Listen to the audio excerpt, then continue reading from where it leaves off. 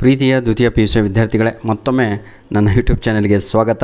ನಿಮ್ಮ ಪ್ರೀತಿ ಸದಾ ಹೀಗಿರಲಿ. ಇವತ್ತು ನಡೆದಂತಹ ಪ್ರಶ್ನೆ ಪತ್ರಿಕೆ ಎಕನಾಮಿಕ್ಸ್ ಅಪ್ಲೋಡನ್ನು ಮಾಡಿಕೊಡ್ತಾ ಇದ್ದೇನೆ.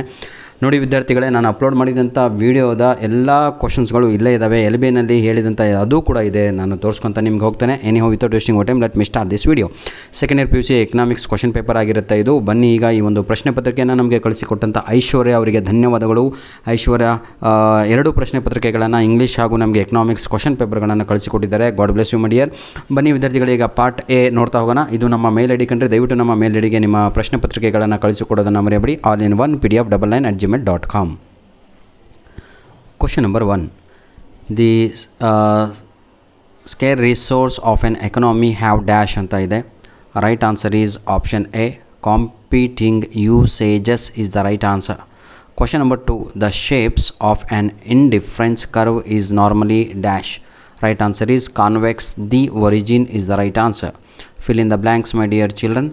In reality, all economies are dash economies ಅಂತ ಇದೆ. Mixed economies is the right answer. The demand for a good moves in the dash direction of its price ಅಂತ ಇದೆ. Opposite direction of its price. ನೋಡಿ ವಿದ್ಯಾರ್ಥಿಗಳೇ, ನಾನು ನಿಮ್ಗೆ ಹೇಳಿದ ಹಾಗೆ ಈ ಕ್ವಶನ್ಸ್ ಎಲ್ಲ ಕ್ವಶನ್ ಪೇಪರಲ್ಲೂ ರಿಪೀಟ್ ಇದೆ. ಎರಡೂ ಡ್ಯಾಶ್ಗಳು ಹಾಗೂ ಇಲ್ಲಿ ಬಂದಂತಹ ಒಂದು ಪ್ರಶ್ನೆ. ಮ್ಯಾಚ್ ದ ಫಾಲೋಯಿಂಗ್ ಅಂತೂ ಬಿಡಿ, ಸೇಮ್ ಆ್ಯಸ್ ಇಟ್ ಈಸೇ ಕೊಡ್ತಾ ಇದ್ದಾರೆ. ಪಾಸಿಟಿವ್ ಎಕನಾಮೀಸ್ ಅಂತ ಇದೆ, ಅದನ್ನು ಫಂಕ್ಷನಿಂಗ್ ಮೆಕ್ಯಾನಿಸಮ್ ಅಂತ ಕರಿತೀವಿ. ಡಿಮ್ಯಾಂಡ್ ಕರ್ವ್ ಅಂತ ಇದೆ, ಇದನ್ನು ತಾವುಗಳು ಡೌನ್ವರ್ಡ್ ಸ್ಲೋಪಿಂಗ್ ಅಂತ. ಇದು ಅಂತೂ ಎಲ್ಲ ಕ್ವಶನ್ ಪೇಪರಲ್ಲೂ ಡೌನ್ವರ್ಡ್ ಸ್ಲೋಪಿಂಗು ಡಿಮ್ಯಾಂಡ್ ಕರ್ವ್ ಇದೆ. SMC ಅಂತ ಇದೆ. ಇದಕ್ಕೆ ಸರಿಯಾದ ಉತ್ತರ ಆಪ್ಷನ್ ಎ ಆಗಿರುತ್ತೆ. ಡೆಲ್ಟಾ TC/ΔQ ಅನ್ನುವಂಥದ್ದು ಆನ್ಸರು. ಬನ್ನಿ ಈಗ 1 ಮಾರ್ಕ್ ಕ್ವಶನ್ಸ್ಗಳನ್ನು ನೋಡೋಣ. What do you mean by indifference curve ಅಂತ ಇದೆ. ಕ್ವಶನ್ ನಂಬರ್ 6 ಆಯಿತಾ. ರೈಟ್ ಆನ್ಸರ್ ಈಸ್ ಹೇಳಿ ನೋಡೋಣ. ಇದನ್ನು 1 ಅಂಕದ ಪ್ರಶ್ನೆಗಳು ಅಂತ ಕರೀತಾ ಇದ್ದಾರೆ.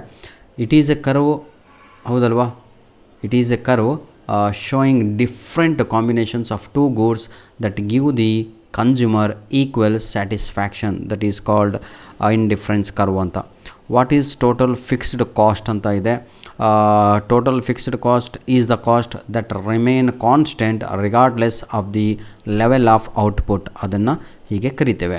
ನೆಕ್ಸ್ಟ್ 2 ಮಾರ್ಕ್ಸ್ ಕ್ವಶನ್ಸನ್ನು ನಾವು ನೋಡ್ಬೋದು ಮಕ್ಕಳೇ. Mention the central problems of an economy ಅಂತ ಇದೆ.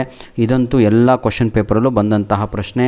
What do produce, how to produce, for whom to produce ಅಂತ ಎಲ್ಲ ಕ್ವಶನ್ ಪೇಪರಲ್ಲೂ ಬಂದಿರುವಂತಹ ಪ್ರಶ್ನೆ. What do you mean by inferior goods ಅಂತ ಇದೆ. ಎಕ್ಸಾಂಪಲ್ಸ್ ಅಂತ ಇದೆ. ಅದು ರಾಗಿ ಆಗಿರ್ಬೋದು ಅಥವಾ ಲೋಕಲ್ ಬಸ್ ಟ್ರಾವೆಲ್ ಕೂಡ ಆಗಿರ್ಬೋದು. ಇನ್ಫೀರಿಯರ್ ಗೂಡ್ಸ್ ಅಂತ ಹೇಳಿದರೆ goods whose demand decreases when consumer income increases ಅಂತ. Different approaches, any 2 different approaches with explain consumer behaviour ಅಂತ ಇದೆ.